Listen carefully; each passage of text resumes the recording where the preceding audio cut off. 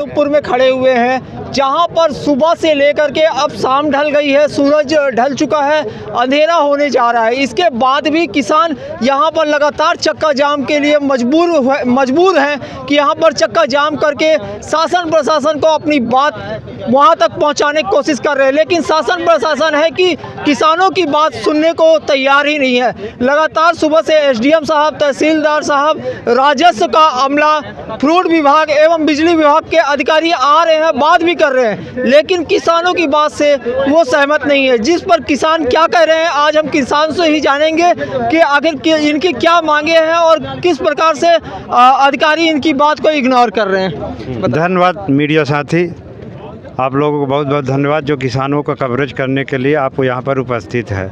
हम दो मांगे रखे हैं, किसानों का गेहूं त्वरित खरीदा जाए और दूसरी मांग है किसानों को 24 घंटे बिजली मिले। बहुत सारे अधीनस्थ अधिकारी आए, हमारी समस्याओं को सुने, लेकिन समस्या का निराकरण करने का उन्होंने कोई भी वादा नहीं किया है। न कलेक्टर साहब आ रहे हैं, न कोई अधिकारी सुन रहा है। हम अपनी समस्याओं को लेकर यहीं पर अडिग रहेंगे, धरने पर बैठेंगे, चक्का जाम निरंतर जारी रहेगा। जय किसान।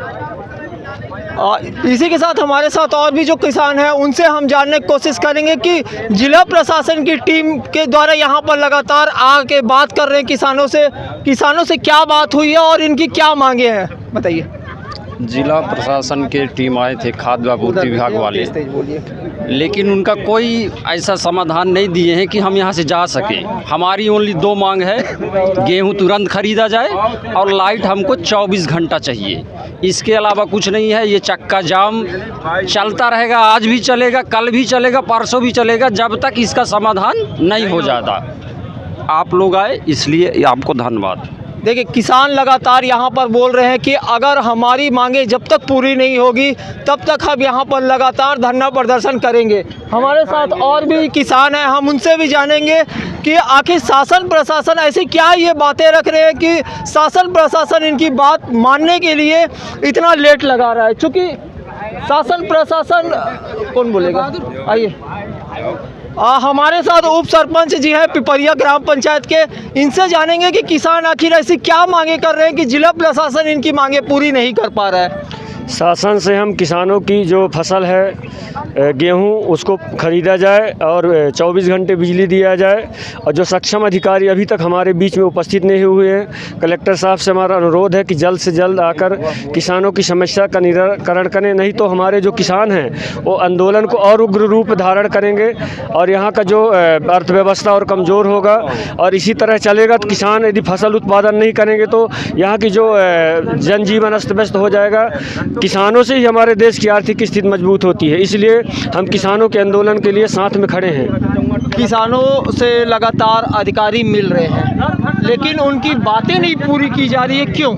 उनकी बातें एकदम ढुलमुल रवैया है, वही पुरानी बातें बता रहे हैं कि हम 2 दिन का समय दे दी, 4 दिन का, ये नहीं है।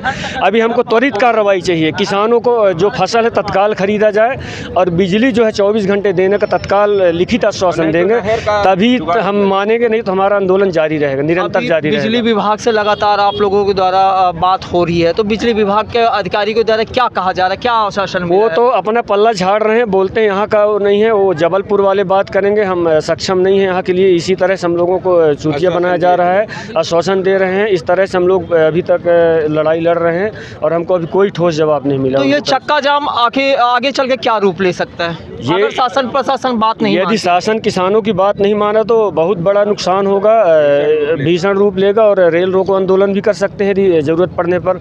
हमारे किसान लोग जब सब लोग बैठ के चर्चा करेंगे, यदि शासन हमारी बात को नहीं मांगता तो हम ज़रूर उग्र आंदोलन करेंगे।